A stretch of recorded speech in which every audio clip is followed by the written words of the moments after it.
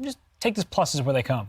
Yeah, feels like he's overthinking Magnus Carlsen, maybe a bit frustrated that he doesn't see anything direct. In the end, he, pushes a pawn. So he really wants to fight this game, really wants some advantage, Magnus Carlsen, because this is a bit weakening White's pawn move. Suddenly, White's king is vulnerable. Suddenly, you leave a bunch of squares unprotected in your own camp. But he's trying to step forward, destabilizing Black's light squared bishop. And watch out, that Black king on light squares. If White gets the pawn one square forward to f5, big threats appear. So, okay, the evaluation bar doesn't react. It's not a bad move. It's not kind of a winning move either. But it is asking questions of Wesley. He's just trying to pose practical problems here. Love that move. And I didn't see it. I wouldn't have played it. I didn't suggest it. But that move is trying to push forward to f5 so that you really control all of the light squares. And if Black tries to stop that at once with, say, the move g6, just to cover the square, instead of putting a pawn on the square, now I think the knight can even go back to g3 at any moment. I'm going to play f5 myself, and I'm shattering your pawn structure on the king's side. So we talk about small pluses. This suddenly becomes a pretty important plus for White, that if Black would be forced to get rid of the g-pawn for White's f-pawn, 2 isolated pawns remaining in the position for Black, completely unideal. And another pawn decision that you never want to make to stop this idea of f5 is to go f5 yourself to fix the pawn on that square, because then that bishop on c3 becomes such a strong piece. You can give a check on h5. g6 is impossible anymore. The rook is hanging on h8 and forcing Black to go back to g8, making sure that that rook on h8 is stuck. Fall back with the knight, and now suddenly again Black's playing without most of his army. Yeah, pretty much the most important piece here for Black to activate is that rook, and now it's never getting out. White could just land a bishop on g6, and Black is pretty much stalemated on the king side for the rest of the game. So this would be a disaster for Wesley, so meaning that his 2 most natural moves are not feasible right now. Look at Wesley so staring up at the ceiling, looking for inspiration, because suddenly realizing f5 has a flaw in it. That would be a nasty check. g6 also just too loose, too weakening. So you have to allow the white pawn forward, but that's far from ideal. That's suddenly a bit scary. Wesley so maybe didn't see that one coming. We didn't here in the studio. That is a mark of genius from Magnus Carlsen. That's why he's so strong in these queenless type of positions. He's still looking for resources, still looking for threats. Putting a rook on the d file was just so natural. And for Magnus, he was spending that time there not because he was thinking which rook to move. He's thrusting that pawn forward, and he is posing some direct problems. I thought this wouldn't be a direct battle. I thought there would be no confrontation here. And Wesley, and you look at him peering at the board, he's like, I need to buckle down right now. I'm actually trailing on the clock. I spent 2.5 minutes on this turn, and suddenly it's Magnus once again with a lead on time and with a better position. I mean, I just want to take this moment to think about the last 2 moves by Magnus. Rook sliding onto d1, rook sliding onto e1, the most natural-looking moves in the position, moves that you make in seconds. First, Magnus retreats with that bishop, making everyone think that eventually he will slide in with the rook, go in with the knight, and then he pushes this f2 pawn to f4.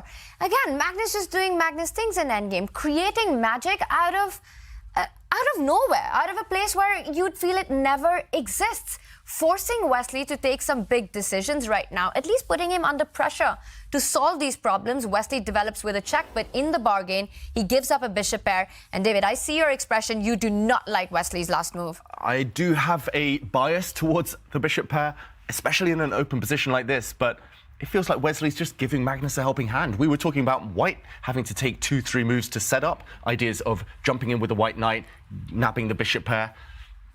Wesley's just giving it for free to Magnus Carlsen right now. And yes, the black rook is active. Yes, the black rook actually covers the 5th rank, stopping White's pawn from landing on f5, stopping any checks. But what's left on the board? It's not about what's off the board, it's what's left. And White's 2 bishops have great potential. Black's knight doesn't have any stable squares to sit on, cannot really compete right now with the bishops.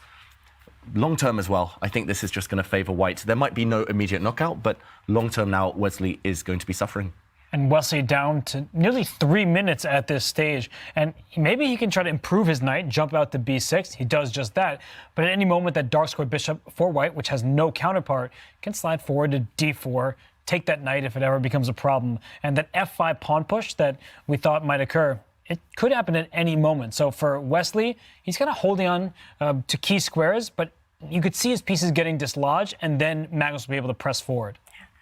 Yeah, once again, bishop e2, f4, I think these are exactly the kind of moves that makes Magnus Carlsen the best player in the world, or the best player in the world in general, but the greatest of all times when it comes to endgames. And we see that bishop has landed on d4, putting pressure on that rook. Wesley immediately slides it to a5. So provoking Magnus to make some pawn decisions on the queen side, a3, but that rook on a5, to me, it looks misplaced. You have to be sure that, you've gone all the way there, but you better be able to find a way back. Yeah, Black's rook could just be feeling silly on that square, especially if it later gets kicked around even further by White's pawns, White's bishops. Wesley, so a bit of a shake of the head. He looks away from the board. Remember, in one of the previous games, he was doing this all the time, and then he won. So let's not trust Wesley's body language too much, but I think internally he is a bit upset that this position is spiraling slightly out of control. It's definitely Magnus trying to make things happen, dictating the pace of this game. And I don't know if Magnus will even react to these pawn pushes. White can start improving pieces as well. But Magnus is down to 2 minutes, 30 seconds, and the clock is ticking. So if he does not find the energetic reply... Speaking of energetic replies, he gives up the a2 pawn on the spot. I think he smells blood right now. And if Wesley takes this pawn with his rook, that bishop is going to go all the way up to the h5 square with check. He's going to push his pawn to f5. He's just using his pieces, his pawns, his battering rams. He doesn't care about that pawn on a2. And look at Wesley right now, exhaling violently there. He cannot take that pawn. If Black takes that pawn with his rook, he loses the game. It is poisoned right now. He has to try and coordinate his pieces yet again, keep the Black rook on the 5th rank. The Black rook has too many things to guard. He has to re-centralize it, but it's just come from that side of the board. It's so hard psychologically to correct your own mistake, to lose a move for free, essentially. He has to bring the Black rook back to the center. But he has to lose the move. He could be losing on the spot if he went pawn hunting. He puts the rook back on d5, and Wesley realizes what a mistake he made on that last move, sliding the rook to the edge of the board. Now the bishop can step in with tempo to f3, further pursuing that black rook. And if White is able to get control of the d file, be the winner of that open d line, that would make Wesley's endgame play even more difficult. Bishop h5 will always be a threat. You start with bishop f3 and ask bigger questions to the rook. The rook is going to be kicked about, and it's going to have to step back towards the black camp. And for Magnus, sometimes you push pawns and you regret it because they become loose or overextended. Here, you're happy to get those pawns forward. Whoa! Wesley has rook to b5, and the engine's going through the roof. That was another blunder. The rook is just trapped on this square. Magnus can close a cage around this rook. I think the most natural move in the position as well. White's dark squared bishop just slides into c5, cutting off the rook's access to the 5th rank. It's caught in a cage on its own, trapped by a bishop and pawn, and that rook will fall off the board. Magnus could wrap up match victory and the Champions Chess Tour final, and he finds it. The black rook on b5 is trapped. He had to fight against the threats of a4. He steps in with the knight to try and grab that bishop on c5. But now that check on h5 that we were earlier alluding to, that's a square that isn't defended anymore. Bishop h5, f5 are these ideas that are possible right now. You could go for that. You could just drop the bishop back to e2 and say, give me your rook, because he didn't sacrifice the rook. He got his rook trapped, and he's going to regret it. So he's trying to give up his rook for the dark square bishop, maybe get a pawn in return. But I think that for Wesley So here, he is hoping that some tactics will work out in his favor with a knight c3 jump, things of that nature. I don't actually believe that it should pan out, and Magnus now, he's about to retreat the bishop. And he's so indecisive.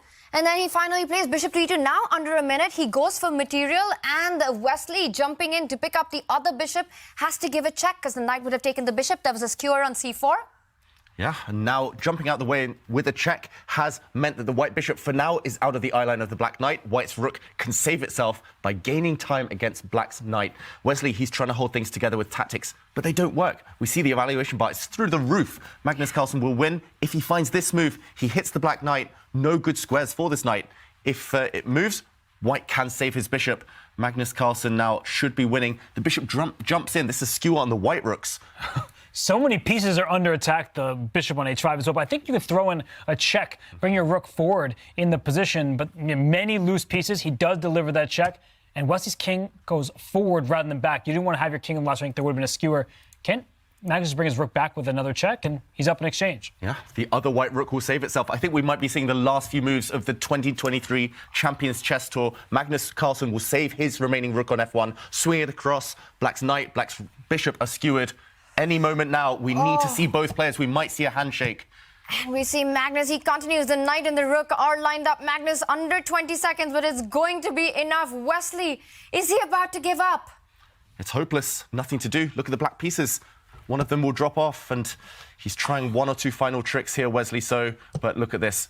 Both pieces forked. That's and it. That's it. Magnus Carlsen does it. We have a winner. It is him. It was always going to be him. Magnus Carlsen, the undisputed king of speed chess, wins the Champions Chess Tour Finals. And you hear Wesley say something towards Magnus. 94, it's yeah. slightly 90 something. He's asking him about the theory. Play of 6 minutes.